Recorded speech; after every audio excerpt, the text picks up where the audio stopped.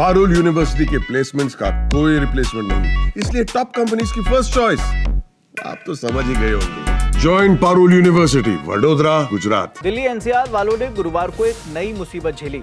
आसमान में फैली धूल की चादर ने न सिर्फ सूरज की रोशनी को ढक दिया, बल्कि सांस लेने में भी मुश्किल कर दिया।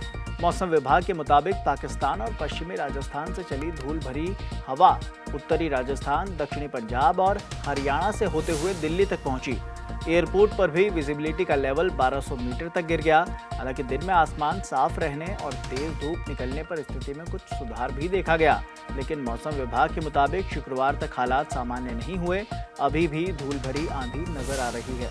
जानकारों की माने तो उत्तरी पाकिस्तान में धूल पंजाब और हरियाणा से होते हुए दिल्ली एनसीआर की ओर आई है। हालांकि अब से ये आगे बढ़ रही है, मगर इससे उलट अगले 2 से 3 दिनों तक दिल्ली में बारिश का अलर्ट है।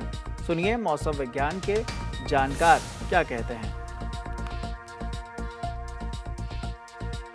अगर आप एनसीआर दिल्ली का बात करें, वहां भी टेम्परेचर सामान्य से ज्यादा रहने का अनुमान है और इसके साथ ही कल और परसों कहीं ना कहीं हल्का फुल्की रेनफॉल एक्टिविटी कहीं ना कहीं हो सकती है, हरियाणा में भी हो सकती है। और अगर आप भारत के बाकी हिस्सों की बात करें, इस समय जो थंडरस्टॉर्म एक्टिविटी या हैवी रेनफॉल स्पेल्स हैं वो मेजरली नॉर्थ ईस्टर्न स्टेट्स में हैं और आने वाले 5 दिनों में वहां ऑलमोस्ट वैसा ही वेदर बना रहेगा। Very heavy rainfall activity continue रहेगी। उसके अलावा अगर आप साउथ पेनिनसुला की बात करें, वहां भी generally thunderstorm activity light moderate rainfall आने वाले 4-5 दिन रहेगा। उसके साथ केरला, तमिलनाडु में कुछ दिन हैवी रेनफॉल हो सकता है। इसके अलावा बाकी हिस्सों में हमने ऑरेंज अलर्ट दे रखा है। उसका कारण यह है कि वहां जो हवाओं की गति है 50 से 60 किलोमीटर रहने का अनुमान है। वो जनरली जो रीजन्स रहेंगे कर्नाटका, उसके साथ तेलंगाना, आंध्र प्रदेश और इसके साथ उड़ीसा और छत्तीसगढ़ में यही रीजन है जहां पे तेज हवाएं 50 से 60 किलोमीटर रहने का अनुमान है। सर, सुबह मॉर्निंग में देखा इसका कारण ये था कि एक जहां डस्ट राइजिंग विंड जनरली जो होता है वो प्रेशर ग्रेडियंट के कारण होता है।